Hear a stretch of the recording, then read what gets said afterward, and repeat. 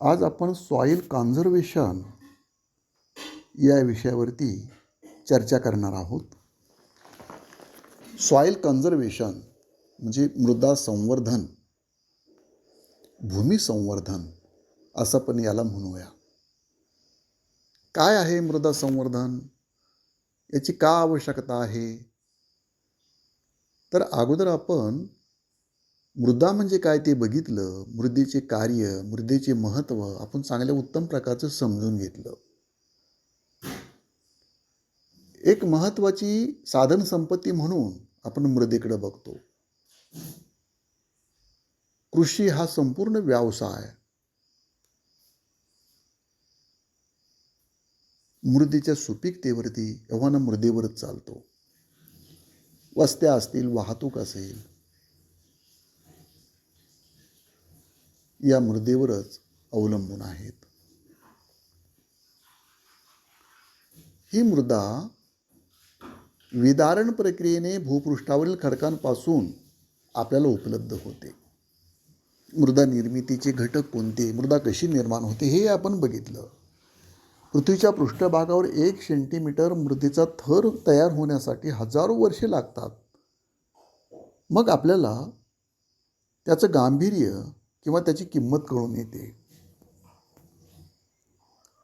मात्र या मृदेला सांभाळणे, तिचे संवर्धन करणे, जतन करणे तितकेच महत्त्वाचे आहे आणि त्याकडे मानवाने अनेक वर्षापासून दुर्लक्ष केले आणि त्यामुळे मृदझीज, मृदेची धूप, मृदा प्रदूषण असे वेगवेगळ्या प्रकारच्या समस्या मृदेच्या संदर्भात निर्माण झाल्या आणि त्याचे अनेक दूरगामी स्वरूपाचे वाईट परिणाम मानवाच्या समोर उभे आहेत. ही मृदा समस्या किंवा मृदझीज, मृदा धूप होण्याची कारणे आपल्याला माहिती आहेत. भूपृष्ठाचा उतार, हवामान, जंगलतोड, अतिचराई, भटकी शेती, शेतीची अनियोजित पद्धती, या एवढ्या मोठ्या कारणाने आपण सुपीक अशा मृदेचा ऱ्हास करतो.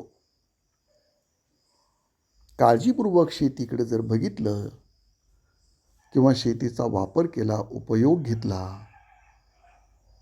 तर मृदा ही आपल्याला चिरंतन स्वरूपाची मिळू शकते. या मृदेचं संवर्धन कसं करायचं, त्याची कशी काळजी घ्यायची? शेत जमिनीचा निकसपणा, सकसपणा मातीच्या थरावर, त्याच्या प्रकारावर अवलंबून आहे आणि याने त्या कारणाने जमिनीची धूप होण्याची जी क्रिया आहे ती मानवाने रोखून ठेवण्याचा प्रयत्न केलेला नाही आहे. ती रोखावं लागेल आपल्याला. ते रोखण्यासाठी काय करावं लागणार आहे? तर त्यावर काही उपाय दिलेले आहेत त्याचे. तर नंबर 1 आहे शेती पद्धत. शेती सपाटीकरण सर्वात महत्त्वाची बाब. पावसामुळे जे खड्डे पडतात, प्रथम ते खड्डे बुजविले पाहिजेत आणि नांगरट करताना मग ती काटकोनात करावी. जमिनीमध्ये पाण्याचा निचरा होऊन हवा खेळती राहील याची खबरदारी घ्यावी. वर्षानुवर्षे एकाच प्रकारचे पीक घेऊ नये, त्यात बदल करावा. तूर, हरभरा, मूग, भुईमूग सारख्या कडधान्यांची लागवड पीक पालट म्हणून करावी. यांनाच पीक चक्र किंवा पीक संगती असे म्हणता येईल. या पद्धतीचा सकारात्मक फायदा होतो मृदा संवर्धनासाठी. दुसरा मुद्दा, मातीमध्ये अशा पिकांची लागवड वारंवार करावी की ते माती धरून ठेवतात. वाटाणा, हरभरा, ज्वारी, बाजरी, कडधान्ये, काही चारा ही पिके मृदा संवर्धनास पोषक आणि पर्यावरण निर्मिती होती. यामुळे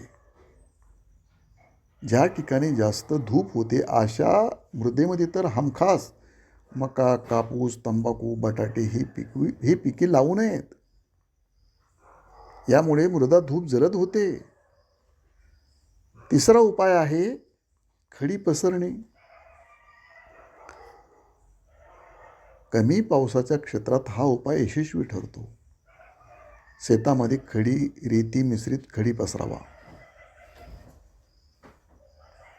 या रेती मिश्रित स्तरामुळे पावसाचे पाणी वरच्या शोषक स्तरात शोषले जाते आणि मातीची धूप नियंत्रित होते. मातीचा कस कायम राहतो. पीक उत्पादन वाढते. पुढचा उपाय आहे चराई बंदी. स्वैर स्वरूपाचे जे जनावर आहेत, शेळ्या, मेंढ्या, यांचे स्वैर चराई बंद करावी. शेळ्या मेंढ्यांच्या मलमूत्रामुळे जमीन सुपीक होते हे माहीत आहे. मात्र त्यांच्या स्वैर चराईवरती बंधनं आणावीत. पुढील उपाय झाडोऱ्याची लागवड करावी. हे झाडोरे नैसर्गिकरित्या बांधाचे कामं करतात. निंब निरगुडी, निंबारा सारख्या दीर्घायू झाडांची बांधावर लागवड करावा. कोरफड, घायपात, एरंडी, शेवरी, शेवगा ही झाडे लावावीत. यामुळे पाण्याचा प्रवाह रोखला जातो. मृदाधूप रोखल्या जाते. शेतांमध्ये बांध बंदिस्ती करावी. जेथे पाणी उतारावरून वाहते तेथे शेतास काटकोनात कंटूर बेडिंग करावी. यामुळे माती पाणी अडविले जाते. पाणी जमिनीत मुरते. पुढील उपाय म्हणजे आच्छादन करावं. जमिनीवर वृक्ष, झाडे, झुडपे, गवताचे आच्छादन जर ठेवले तर जलपातळी उंचावते. पालापाचोळ्यांपासून जमिनीत सेंद्रिय द्रव्ये मिळून जमीन उलट सुपीक बनते. शेतामध्ये येण्या जाण्यासाठी वाटा, रस्ते ठेवाव्यात.